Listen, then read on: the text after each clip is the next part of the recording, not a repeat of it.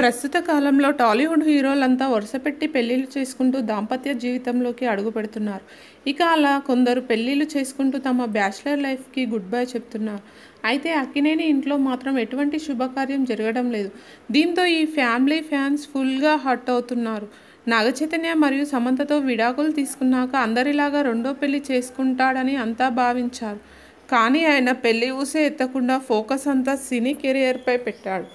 ఇక అక్కినేని అఖిల్కు నిశ్చితార్థమై పెళ్లి క్యాన్సిల్ అయిన సంగతి మనందరికీ తెలిసింది. అయితే నిఖిల్ ఏజెంట్ భారీ ఫ్లాప్ కావడంతో కాస్త సినీ ఇండస్ట్రీకి గ్యాప్ ఇచ్చాడు. ఇక ఆయన నటించిన సినిమాలన్నీ పెద్దగా ఆకట్టుకోకపోవడంతో ఈసారైనా హిట్ కొట్టాలని ప్లాన్ చేసుకుంటున్నాడు.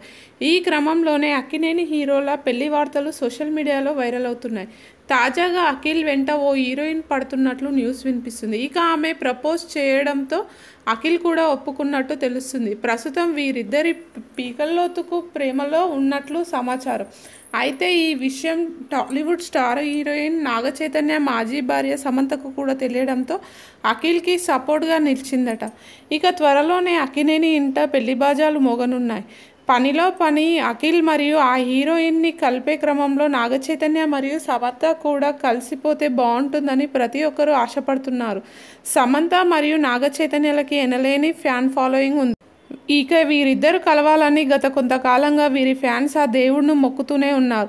కానీ వీరు మాత్రం ఒకరికంట మరొకరు పడినప్పటికీ పెద్దగా పట్టించుకోవడం లేదు.